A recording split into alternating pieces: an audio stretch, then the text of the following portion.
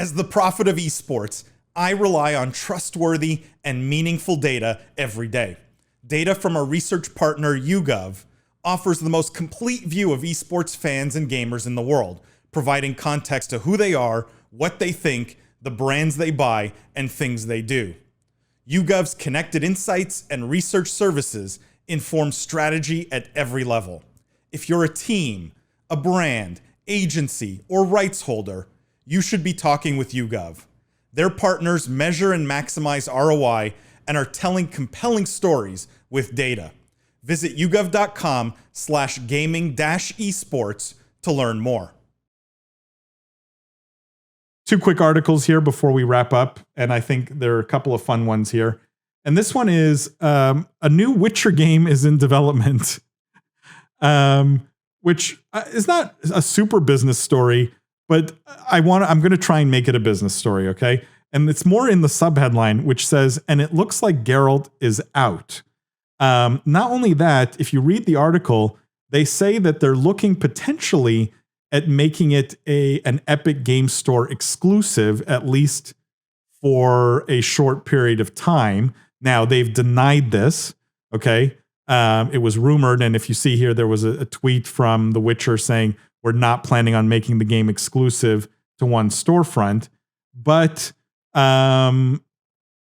it will also not feature Geralt, who, played by Henry Cavill in the Netflix series, has become the big star, obviously, as the star of the game itself.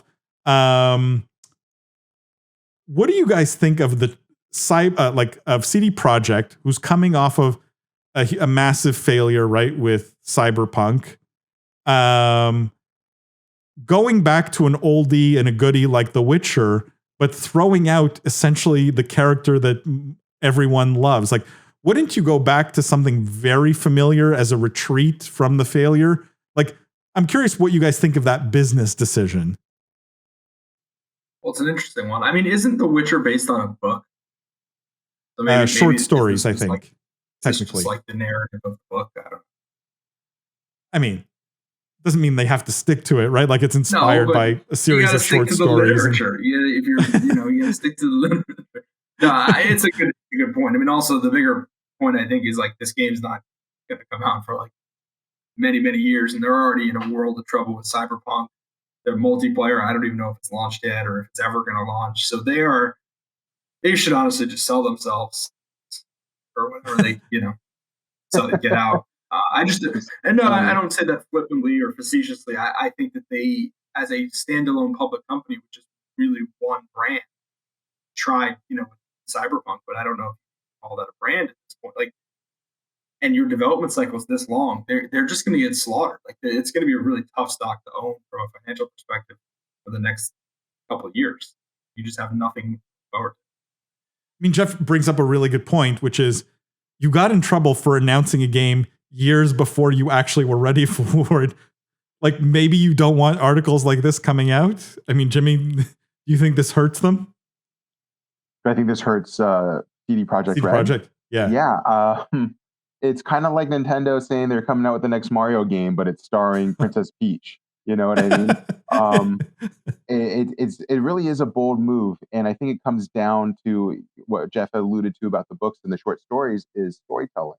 Because I do think that games today are really missing that fundamental. And we just said this with Fortnite, and I fundamentally believe this, that a lot of why those listening, us here working and living and breathing in the industry, got involved in gaming or fell in love with gaming.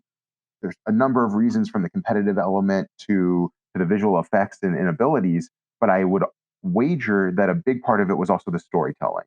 I shared a story yesterday here at GDC with a group that I was speaking with, and my favorite game, I ended up reading all of the novels that came out about that game because I was infatuated with the story. And then I learned that the author didn't just write and produce my Star Wars games, he also did all of the Mass Effect series too. And I kind of thought, well, wait, maybe that's why I like those.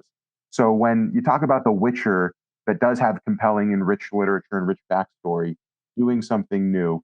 I haven't read The Witcher, so I don't know if there are stories there without Geralt, but it's really hard to imagine, if not, that this would be successful without him. If there is that existing literature and they have that storybook and test it against a different audience. Who knows? Maybe they're being true to what The Witcher is. What I do like about these guys, and with Witcher 3 in particular, were the big shots that they took, where they really gave the story of The Witcher 3, the game, a lot of consideration. No quest was just bring me 15 bear pelts. Everything was go do this, and then you come back to turn it in, and the person got murdered, right? Or you come back to turn it in, and that person's now haunted, and it go, or they changed and twisted everything. There was a lot of thought in the development and in the storyline of the game.